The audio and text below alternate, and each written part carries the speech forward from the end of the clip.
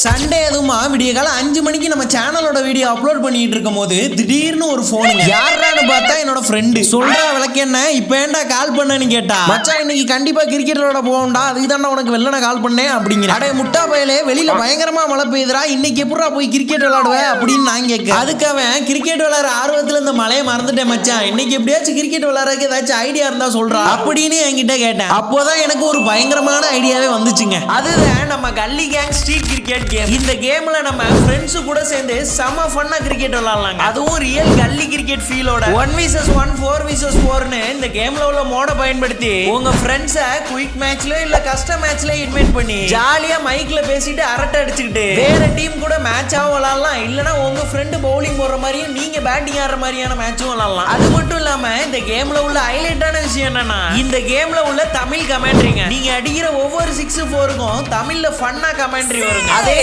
அடிச்சா நெத்தி அடிதான்